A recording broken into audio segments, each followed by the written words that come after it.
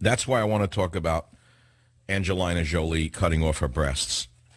Now, the reason I want to talk about Angelina Jolie cutting off, well, celebrating this perverted insanity, she's actually inspiring women to conduct double mastectomies on themselves if they inherited a genetic code that has some hint of a potential for breast cancer, a horrible disease.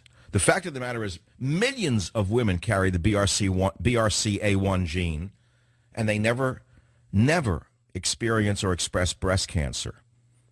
They don't contract breast cancer for various reasons. They may have the gene. And by the way, she's maiming herself and being held up as a brave feminist icon, encouraging other women to cut their breasts off, and now she's going to the next step. See, I think she's crazy, and I think she's such a narcissist. Obviously, any actress is a narcissist to begin with, but this is a reverse of narcissism. She's now maiming herself by conducting a double mastectomy on herself. You know, the doctors encourage it, of course, because it's money for them. And now she's going to have her ovaries removed because she carries the BRCA1 gene. It's crazy. Do you think Angelina Jolie is a brave feminist icon or a narcissistic fool? Is a good question for the day. I know you say, why are you talking about it? Because because I think this to me is the epitome of insanity. And she gives a speech. She says, well, how come she surgically removed her breasts? She said, well, just in case, because you can never be too careful these days. With the cancer industry scaring women half to death at every opportunity, my breasts might murder me. What? Her breasts are now her enemy? This is an extension of the medical establishment turning childbirth into a disease. I'm one of the pioneers in alternative medicine. As many of you may know, I've written numerous books in health and nutrition going back to the early 70s, really. And we were all shocked, and we were trying to reverse what the medical establishment was doing, in some cases, insanity. For example, turning childbirth into a disease, where in the natural phase a woman delivered a baby in a rather natural way. They turned it into a surgical procedure in order to capitalize, of course, using, with a capital C, capitalize, or you can put a K on it, capitalize on childbirth. I'm getting calls anyway on the scandals. I knew it. No, that's all. I mean, but okay, whatever you want to talk about. No matter what, the breast doesn't matter. So she's maiming herself because of medical quackery. And she's going to encourage a lot of young girls to cut their breasts off out of fear. It's crazy. It's the cancer industry at work here, by the way. And by the way, to talk about the cancer industry, let me be very clear. More fortunes have been made on the cancer industry and through the cancer industry than you can ever imagine. It's a shame. It really is. It's unbelievable to me, but I don't think this is very heroic of Angelina Jolie, by the way. She's maiming her own body. And I think that she's sending a terrible message to young women, incidentally. But what about men? Should men cut their testicles off if they have a high PSA count? Remove your testicles if you're a doctor and your PSA is going up. Why do you want to risk of prostate cancer? I realize the prostate is not exactly in that region, but it's in the area. You may as well be safe. You may as well err on the safe side. Remove the whole area. Take everything out. Then you can be a bionic man. But what about teeth? What about when you turn 30 and you're facing tooth decay and eventual removal of teeth and implants? Shouldn't you have all your teeth removed at 30? And just remove your teeth and put in tooth implants? Because that way you'll be a brave role model in the new America. This is total medical insanity. I've never seen anything like this. I was actually shocked when I read that she had a double mastectomy, even though she, thank God, has no breast cancer. So this is the medical industry jumping on this abuse, telling people that it empowers women to consider cutting their breasts off, even though they're not showing any signs of cancer. They're saying it's wonderful what she's done. Wonderful to cut off parts of her body without disease? Well, if you want to err on the side of caution, you may as well look throughout your whole body.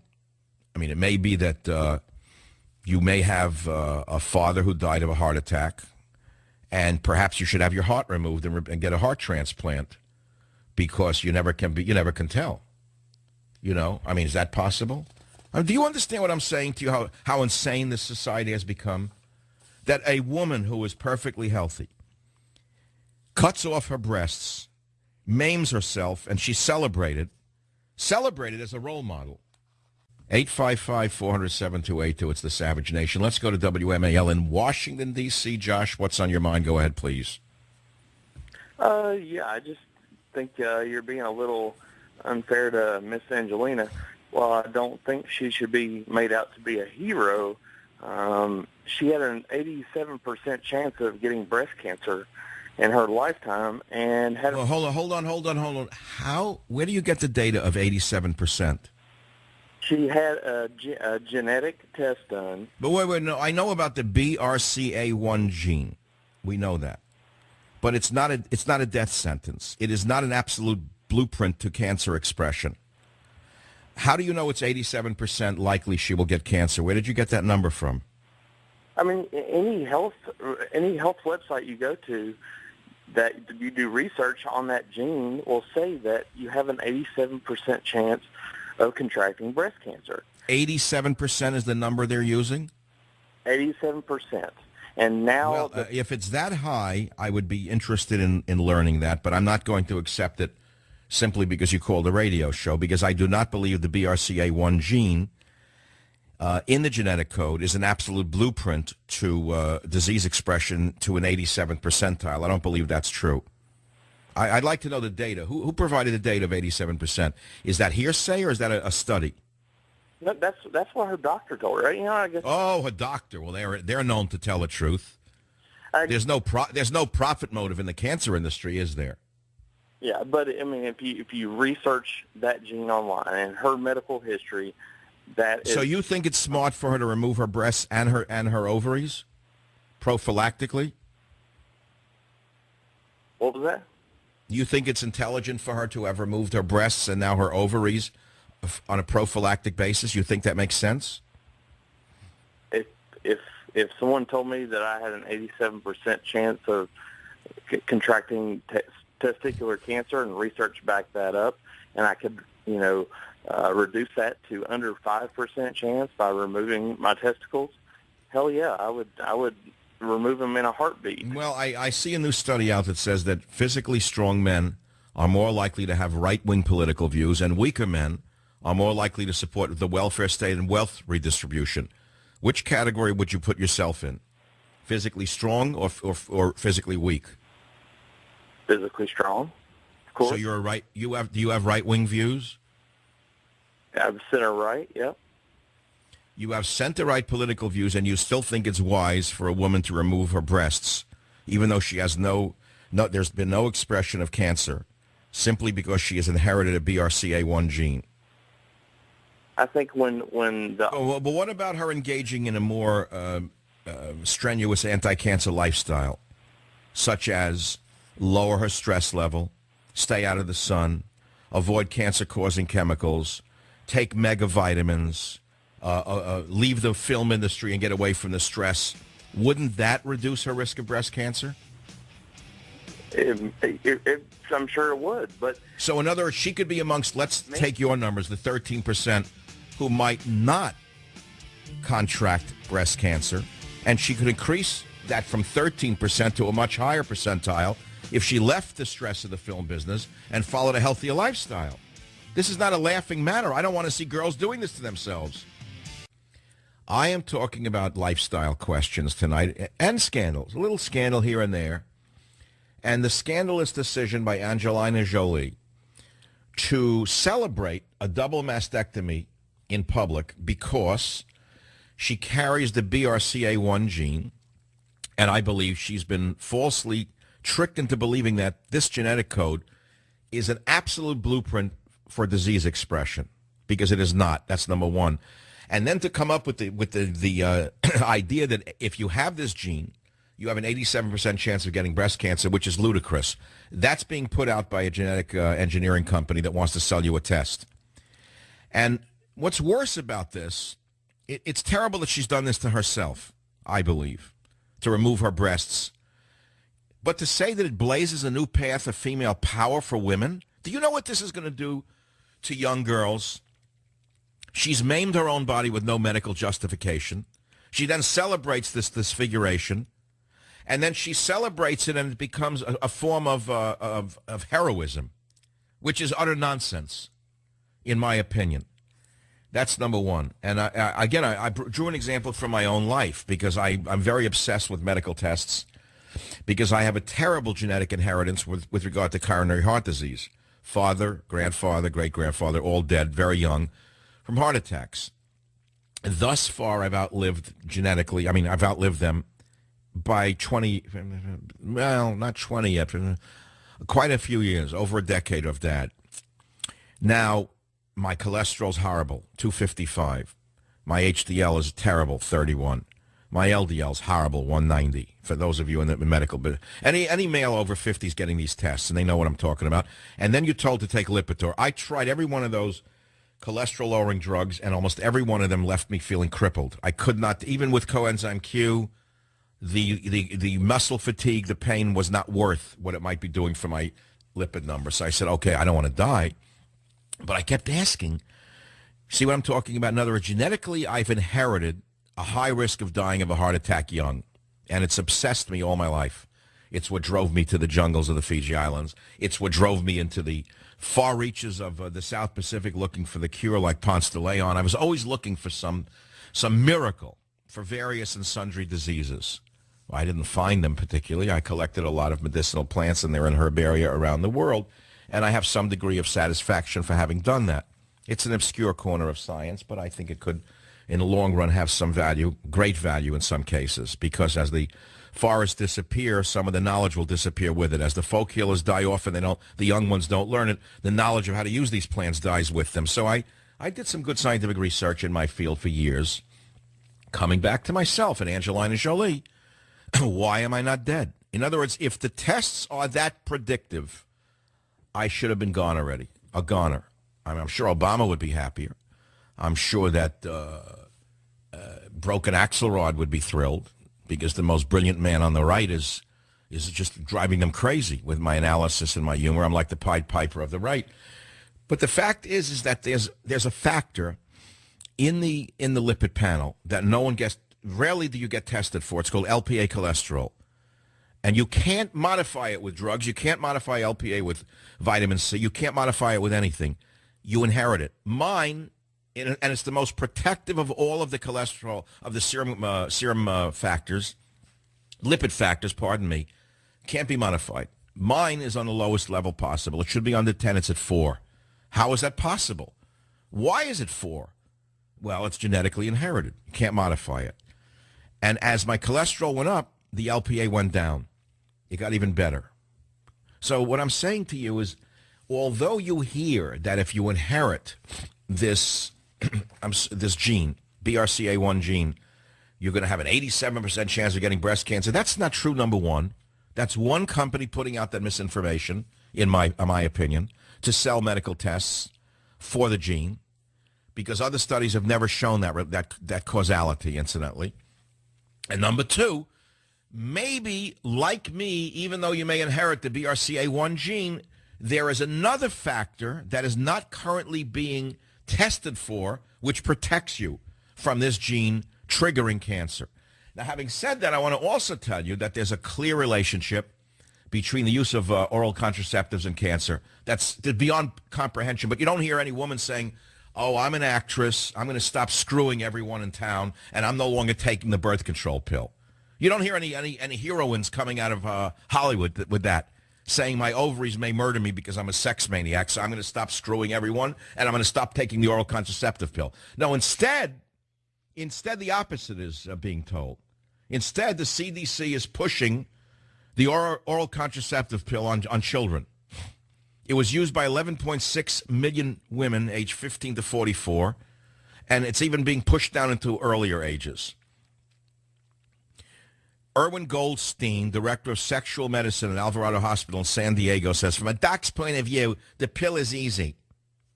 See? So they want you to take more of them. So the big brother government wants you to take more of these pills, even though it increases your chance of cancer, and they're not telling you that. Number two, the causality, the relationship between the numbers of abortion that women have and breast cancer is extraordinarily high. It was well established in the medical literature until very recently, when most of these studies were pushed in the background or disappeared out of the literature altogether for political, not scientific reasons. So don't jump to the conclusion that because a high-profile lunatic actress had her breasts removed, you should do that as well if you have the gene. This, to me, is so dangerous, and I'm trying to put an alternative viewpoint out there. And I think I've established the possibility for people to think twice before having their breasts removed. Bob on WMAL, what do you think? And women are very interested in this, and they should be. And remember, this is not something to joke about. I don't want you to take this and make jump to the one. This is a terrible thing. Breast cancer, prostate cancer, a horrible disaster for a male. It leaves a man a mess. No matter what happens, the man feels mutilated after prostate surgery. The only form of prostate surgery that I've heard about from a person I know, is he went to the University of Washington when they were ready to carve him up at Stanford. They're very big on carving people up and using experimental drugs at Stanford, and everyone thinks that they're God. It's unbelievable to me. You know, you go by a brand name. What, they know everything? I have a friend. Well, let me just finish that up. Instead, he didn't take the advice of the Stanford geniuses. He went to the University of Washington 10 years ago, and he took radioactive seeds that target the prostate cancer cells, and he's 100% in remission 10 years later. And so there are alternatives to having your thing cut off inside, your guts cut out, in other words. And there is alternatives, by the way, there are alternatives, if you have this gene, ladies, to having your breasts removed. You can engage in a healthier lifestyle. You can cut back on your stress. You can look into very intelligent nutritional choices. And I don't mean just eat well. I mean, there are mega nutrients you could be taking. Stay out of the sun. Get away from all cancer-causing chemicals, including underarm deodorants. I know you think, what is he, crazy? Yeah, underarm deodorants, a toxic mess, rapidly absorbed from your underarms. I know you say, well, how's that true? Yeah, it's so true that the medical establishment is now peddling a testosterone medication that is rubbed on under the man's arm, and it's absorbed rapidly in the underarm. So just think about it. Next time you rub a deodorant in the axis of your arm, your armpit, how rapidly things are absorbed through the skin. Very rapidly. And there are toxins in most deodorants. So, look, it's a field I know something about as an outside look. I'm not a researcher, but I am an educator in this area, and have been for many years. You have Angelina Jolie, very popular woman. She has a double mastectomy, even though she does not have cancer, because she's inherited the BRCA1 gene. Her mother, suffered from breast cancer and died. And she believes that by doing this prophylactically, it's the only solution. It's not the only road, rather, to follow. She can cut out the stress of her life by taking a lower profile. She can leave the movie business. She can take on other aspects of an anti-cancer lifestyle, smart nutrition, mega nutrition, exercise, no sunlight, avoid cancer-causing chemicals. I can name other things she can certainly do to reduce her risk. But I'm afraid that millions of young women are now going to say, I should also have a double mastectomy, and it's going to become a trend. I want to throw something into the mix, although the calls are jammed out right now. I want to throw something in that's very important that just occurred to me in my kaleidoscopic encyclopedic memory. And here it is. Do you know that in the 1880 and 1890 era in England, there was a fad to remove the colon, cut it out altogether because it was thought it was dirty to have any fecal matter in your body. And all the rage in England at that time amongst the so-called upper classes was to have their bowels, in essence, surgically removed, and they lived then with little rubber bags. I know I'm not trying to be graphically disgusting. Little rubber bags to collect the fecal matter and then empty these bags, etc. This was a fad. And you say, well, come on, I don't believe it. Well, check it out. I remember reading these medical stories when I was in graduate school, and I was astonished about medical fads. That was a medical fad, to have your guts removed to avoid having dirt in your body, filth. This is how crazy they had become. They were so fastidious that they thought having any fecal matter at all was disease-causing. So rather than, eat better instead of eating the bad English food, they cut their colons out altogether. So, okay, well, that's crazy. Well, now let's speed up to 2013. Now we have women thinking that if they inherit a certain gene, they should cut their breasts off. I believe it's a medical fad. And I want to intervene now in a way that only Michael Savage can do, with knowledge, with wisdom, and with wit, because I want to save women from the tragic mistake that believing because a mad actress does things like this. And I consider anyone that narcissistic to be crazy, incidentally. I mean, we all have to have a healthy narcissism. We have to like ourselves up to a point, but at a certain other point, it becomes crazy. Let me take some calls. KSFO, San Fran... Oh, I can't say the word. I can't even say it right anymore. San Francisco. It's hard for me to say. I said San Francisco for so long. I can't even say San Francisco. Kathleen on KSFO in San Francisco. Welcome to the Savage Nation. Hey, Michael, first of all, I think Angelina Jolie is crazy, and she's a real negative role model as far as I'm concerned. There's something really toxic about her. But I wanted to tell you that I am one of those women who had a prophylactic operation to mitigate my chances of getting ovarian cancer. Mm-hmm. So you had a hysterectomy because you have a genetic inheritance and you had tests and your mom, God forbid, had it? Here's the deal. Grandmother, mother, identical twin, and another sister all died from ovarian. Oh, my God. And did you have genetic testing? I had a zygosity test with the identical twin. All of us became subjects of a study. There was a researcher doing a study on... So this is intriguing then, Kathleen. You had a very similar situation. You had a hysterectomy, even though you didn't have ovarian cancer. So why do you think Angelina Jolie is wrong? I said she was crazy. I didn't say she was wrong. Oh. So do you recommend that if a woman inherits... I do think that this is a misuse of celebrity, and this is why. Celebrities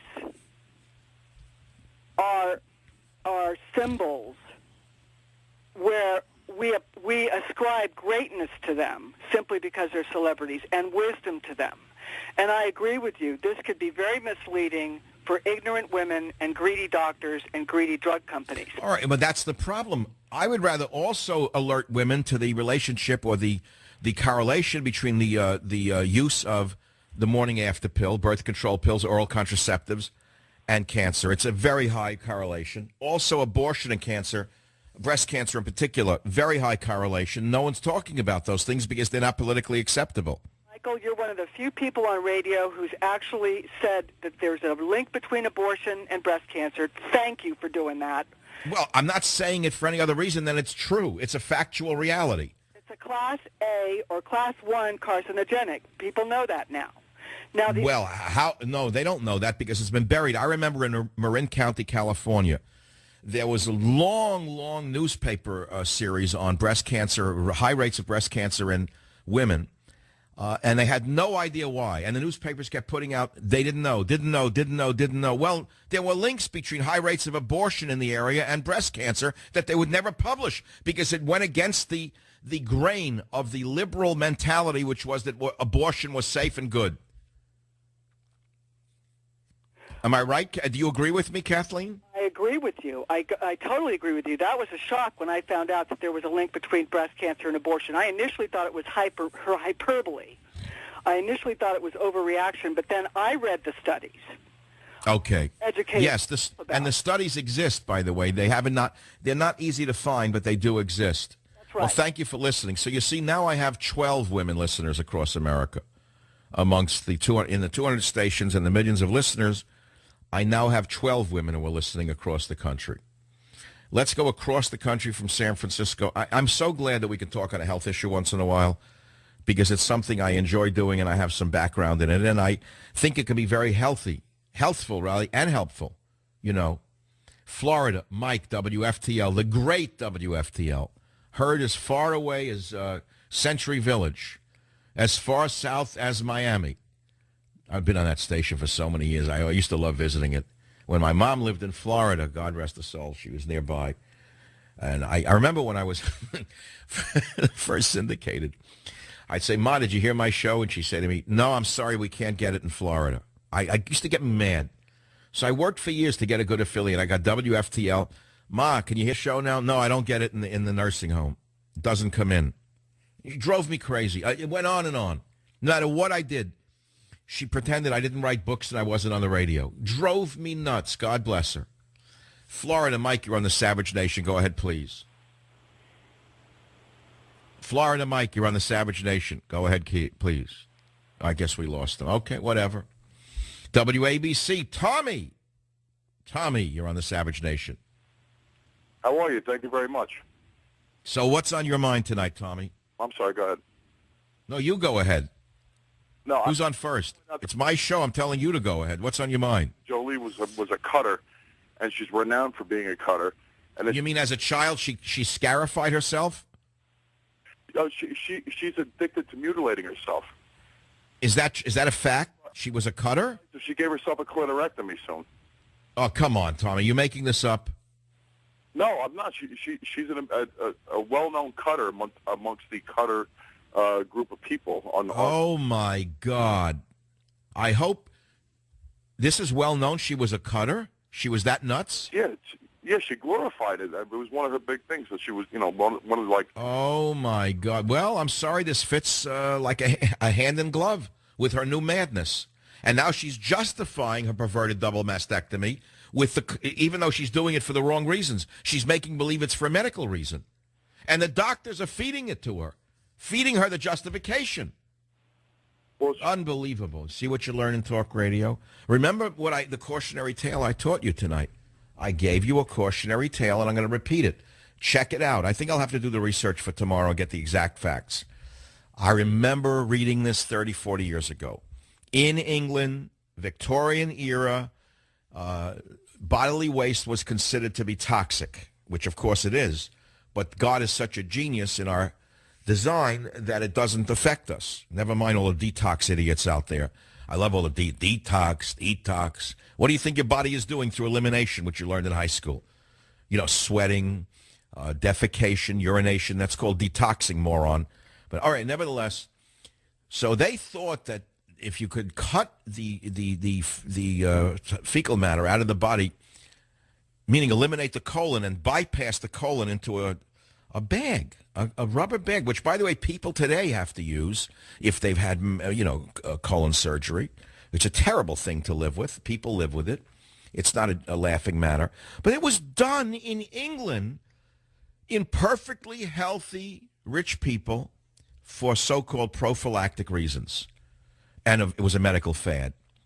So what medical fads are we living with today? Can you name others? I can name a few. There are quite a few.